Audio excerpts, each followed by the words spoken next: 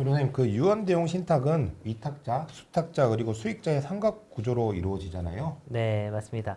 재산을 맡기시는 분을 위탁자, 그리고 재산을 맡은 사람, 재산을 받아서 관리하는 사람을 수탁자, 네. 그리고 유언대용 신탁 계약에 따라서 이제 수익을 얻게 될 사람을 수익자 이렇게 부릅니다. 네, 그리고 보통 수익자를 나눠서 위탁자, 즉 재산을 가지고 계신 부모님께서 재산을 유언대용 신탁해서 수탁자에게 맡기고 그 재산에서 발생하는 수익을 받게 되는 경우를 생전 수익자라 하고, 이에 부모님께서 사망하신 이후에 유언대용 신탁 계약에 따라 재산을 받게 되는 수익자를 사후 수익자라고 나눌 수 있죠. 네, 그렇습니다.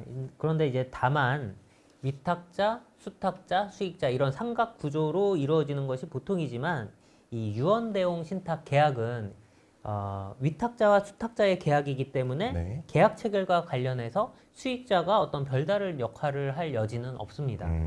그럼 위탁자와 수탁자가 중요할 텐데, 위탁자는 현재 재산을 보유해서 맡기시는 분이고 수탁자는 어떤 분이 되시는 거죠? 예, 수탁자 자격에는 큰 제한은 없고요. 수탁자는 그 신탁 재산을 관리하는 자이기 때문에 뭐 누가 되든 상관이 없습니다. 네. 그래서 요즘은 은행이나 증권사 등 금융기관에서 유언대용 신탁을 상품화하려고 해서 본인들을 수탁자로 하는 유언대용 신탁 상품을 많이 광고를 하고 있습니다. 하지만 원칙적으로 유언대용 신탁 이 계약에 있어서 수탁자의 자격은 뭐 따로 정해진 바가 전혀 없고요. 네. 상속인이나 가족, 친척, 지인, 임차인 등 아무런 제한 없이 위탁자가 그냥 맡길 만한 믿을 만한 사람을 수탁자로 세울 수 있게 되는 것이죠. 네. 다만 이제 재산을 맡기는 것이기 때문에 어떤 신뢰관계 이것이 가장 중요할 거라고 하겠습니다. 다만 이제 한 가지 알아두셔야 할 것이, 농지의 경우에는 농지법에 따라서 수탁자, 즉 농지의 소유권을 취득하게 되는 사람은 농지 자격 취득 증명이 있어야 한다는 제한만 유의하시면 될 것 같아요. 네, 농지는 경자 유전의 원칙 이게 적용되기 때문에 그렇죠.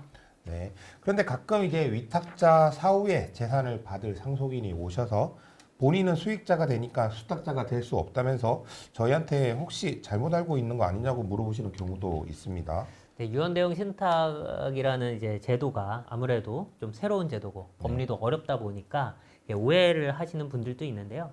이 신탁법 제36조에 따르면 수탁자는 누구의 명의로도 신탁의 이익을 누리지 못합니다.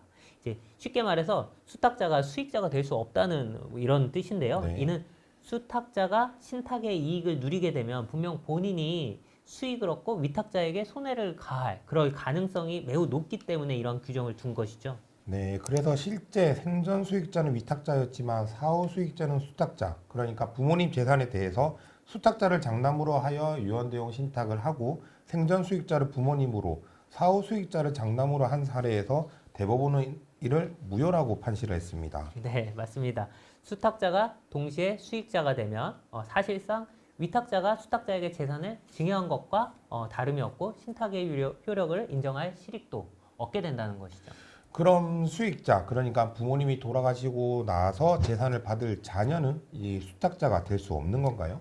예, 그건 아닙니다. 신탁법 이제 제101조 제1항에서는 신탁이 종료된 경우 신탁재산의 수익자로서 자녀재산 귀속 권리자를 정한 경우에는 그 자녀재산 귀속 권리자에게 귀속한다고 규정하고 있습니다. 네. 즉 생전 수익자에서 사후 수익자로 연속 신탁이 아니고 생전 수익자이자 위탁자가 사망함으로써 신탁 계약이 이제 종료하게 되면 그 이후 남은 재산의 귀속 권리자를 정하는 방식으로 신탁 재산을 귀속시키는 것은 가능하다는 거겠죠.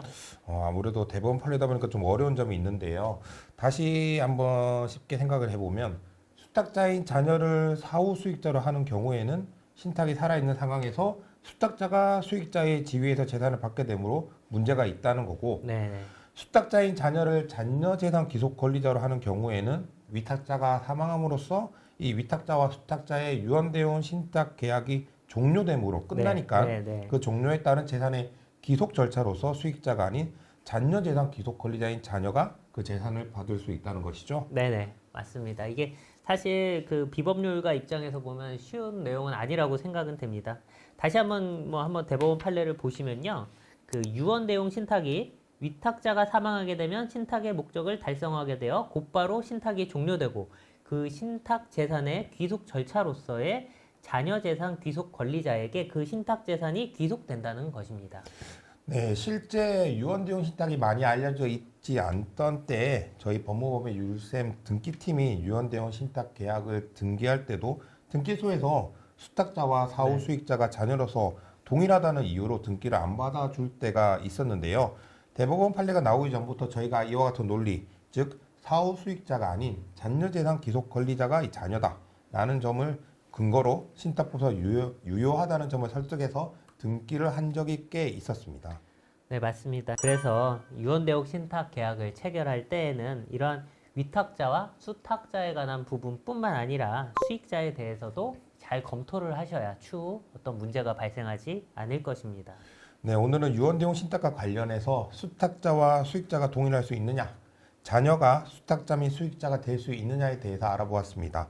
이와 관련해서 궁금한 점 있으시면 언제든 법무법의 율셈을 찾아주시면 감사하겠습니다. 감사합니다.